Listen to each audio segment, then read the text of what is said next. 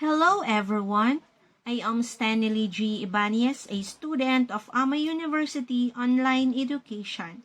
This case video would like to present it's a course project on labor law and legislation. It's about the case of employees and employer. I will talk about the 5 parts of this video: the case, evidence and facts, the sessions of the court, legal issues, and defense.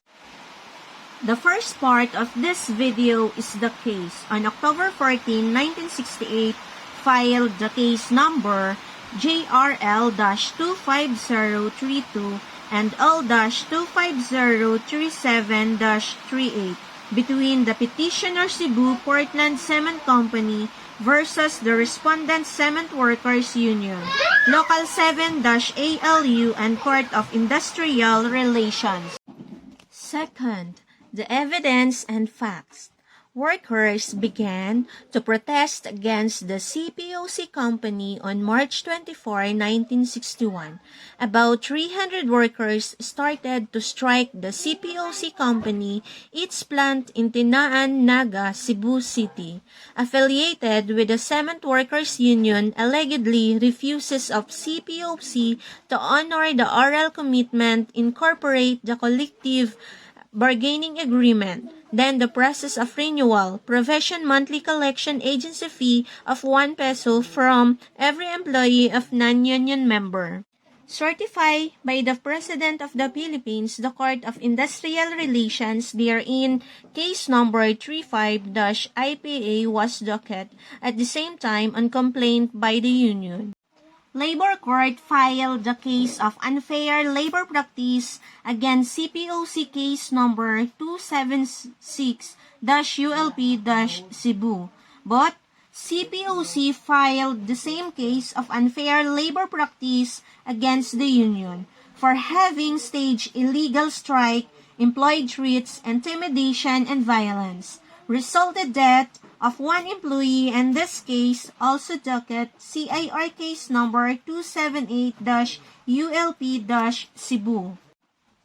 July 6, 1961, Labor Court issued that the strikers was be able to work again. November 6, 1964, that the 3 cases in a single decision was rendered. But the court declared illegal strike, cause or aim be unjust, trivial, and unreasonable.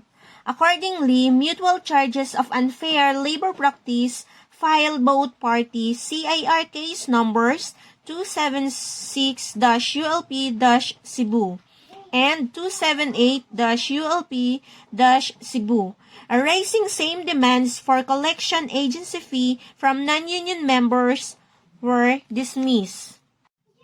However, found the discrimination against union members. CPOC company assigning the employees works on Saturdays, Sundays, and legal holidays, as well on night shift with the appointment of 6 union members in a permanent position of a lower salary range.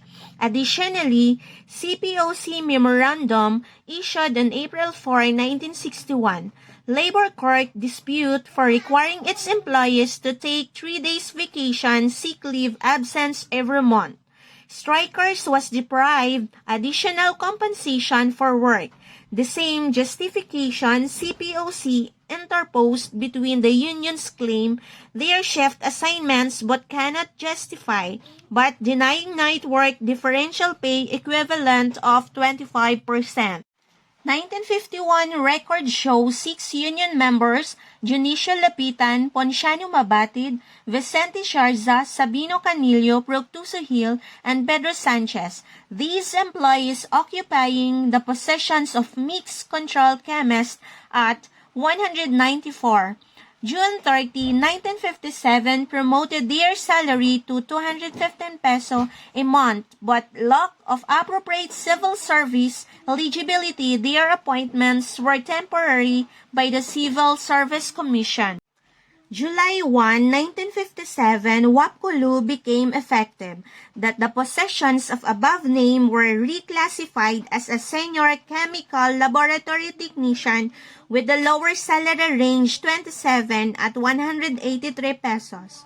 Because of their protesting and objections to higher classification, surprising the non-union members, Celso Perez and Jaime Medicilo was the least in point of service and appointment to these positions. Reclassify the range 33 lower than previous position classification of range 34. The description of WAPCO bases on their statements duties submitted by the employees. Petitioner also seeks nullification that Labor Court ordered to restore employees' vacation and sick leave that they forced to take in compliance with the company's memorandum of August 4, 1961. June 27, 1940, the court declared the petitioners' instant case clearly and justified the cessation of their employment result. The consequences must take choice remedy of their own statute. Under the circumstances, their employment would lend countenance Constitution law, seek to avoid, give protection, conduct, and forfeited their rights. In fact, Supreme Court revealed marked the effects of a legal strike from the compulsory arbitration under Commonwealth Act 103 and Republic Act 875 of free bargaining. The decision affirmed in all other respects. Accordingly, these cases are remanded to the lower court. In spite of the respondents' protestations having failed to appeal in that portion, the decision declaring the strike illegal, union can no longer be heard, that ruling which by now has become final. Third, the decision on the court. The court ordered the CPOC to pay those working on Saturdays, Sundays, legal holidays that wages they failed to receive, to pay night premium salary to those strikers that were not given changes, their shift assignment and remained in day shifts, to pay 6 employees, Dionisio Lapitan, Ponciano Mabatid, Vicente Sharza, Sabino Canillo, Fructuosi Hill, and Pedro Sanchez, indifferent wages that they failed to receive because of the classification of their possession. The court declared with respect discrimination in assigning to work on Saturdays, Sundays, and legal holidays.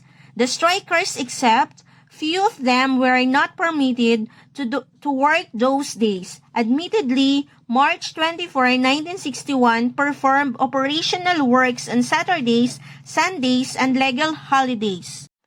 The single decision of the Court of Industrial Relations, those cases numbers 35-IPACIS 276-ULP-Cebu and 278-ULP-Cebu are the following. Number 1, the Court of Industrial Relations findings that there were discrimination against the union members of assigning work during Saturdays, Sundays, and legal holidays are unsubstantiated evidence. Number 2, the Court of Industrial Relations findings that there were discrimination appointing union members of permanent possession are unsubstantiated evidence. Number 3, the petitioner CPOC management had a power compel its employees and workers take vacation leave, sick leave, absence whenever finances warrant it. Number 4, gravely abused the discretion of the Court of Industrial Relations to not ordering of dismissal of the service of workers and employees that actively participated the strike on March 24, 1961. Fourth, legal issues. Thus, CPOC company execution of property or improperty rotation measure adopted is discriminatory as they assigned employees workers most in day shift and it is limited only for urgent workers for night shift that had 25% differential pay. Lastly, the defense. Is CPOC company guilty about discriminatory? Based of their statements and findings of the Court of Industrial Relations between union members, there allegedly is unsubstantiated evidence against CPOC. Now, if CPOC found guilty, the court will rule under the Article 91 to 92. When the employer may require work on rest day like Sundays or holidays, employers must have additional 30% and 50% to their employees working on holiday that fall on his/her rest day. Holidays included in Article 94 the right to holiday to pay, and Article 135 discrimination prohibited from the employees.